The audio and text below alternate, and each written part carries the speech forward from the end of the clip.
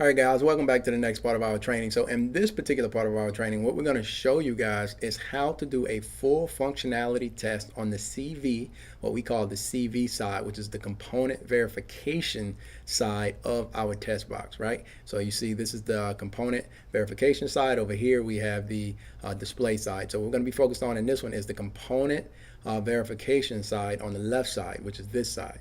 All right. And so what we're going to do, the first thing we're going to do is teach you guys how to connect that so that we can check on our golden sample LCD that you guys already know about the components, whether the components are an embed issue or a component issue, right? And so what you see here, guys, is what we have on the CV side is we have an example of a connected device and we have an example of a not connected device. So what I'm showing you right here is the flex cables. There are four total flex cables, right? Or four different areas for the flex cable. There's actually five total flex cables, so I'm going to point them out. The first one is the power flex right here. We have the camera flex for front and back, power, camera. Right here we have the dock. This is the power dock, and then we have the LCD, right? The digitizer and the LCD.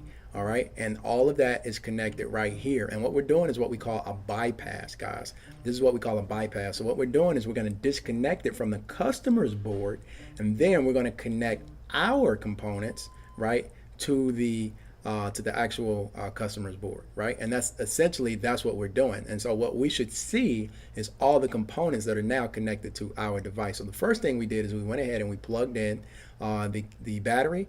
And then what we do is we plug in our 5-volt power from our power source, right? And so what that does is it powers it on for us. It's kind of a power switch, so we don't have to hit the power switch. So again, all we did was plugged in the battery, and then we plugged in the lightning cable, and that lightning cable basically powers on our device. So what we're doing in essence here is we're powering on the device, which is the customer's board on the CV side, and we bypass all of the customer's components and connect those components to our components. So on this right side here that's booting up, we have the LCD, we have the digitizer, we have the ringer, we have the power button, we have the volume, we have, the camera. We have all of the components that we're going to be checking. And what we've done is we bypass those to the board. Now, what we're not going to do is we're not going to worry about the home button. The home button, when you're doing a test, you're going to remove that home button and you're going to put that home button to the side. You are not going to use the home button. So we're going to remove that home button and kind of put it to the side because the home button, guys, is very sensitive. And if we break it, then if you don't have a way to reprogram the home button because it's married to the board, if we break it pulling it out or we break it damaging it trying to check it, then we basically purchased that device. There's nothing we can do, and this device is going to be no good without a home button. Unlike the 6S or the 6, the functionality of the home button is not going to work, even though the touch would on a 6S and down. The touch would work, but in this case, the 7 and up, it is all sensor. So if it does not see the board, it will not activate, or the button, it will not activate the button, and the button will not be usable at all. All right. And so what we're going to do now is just wait for our device. As you can see, I'm kind of waiting. We're going to wait for our device to boot up. And once it boots up, we'll continue with our diagnostic process of testing our components on the no display side, right? On the display side. All right. So with that being said, we'll move to the next part of this training.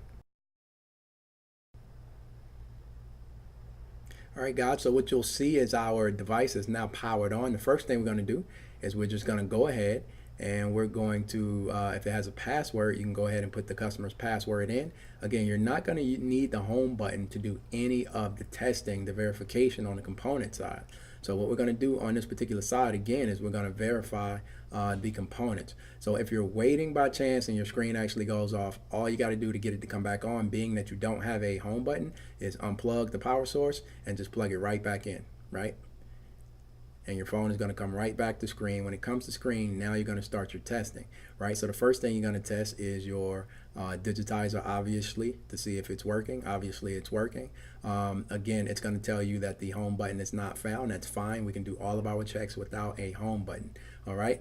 The next thing we're going to do is go through our process of checks. All right, so we're going to check, and we're going to show you guys how to do that. We're not really going to show you that here, but what we do is check all of our components. So obviously the digitizer, I'm showing you a couple of examples. The ringer can be the buzzer, the volume. You can check the charging, make sure it's charging properly, which is the dock, because we're bypassing to the golden sample dock. You can test the camera, you can test the microphone, you can test the loudspeaker, pretty much everything. So we're going to give you guys a list, obviously, of what to test and how to test it.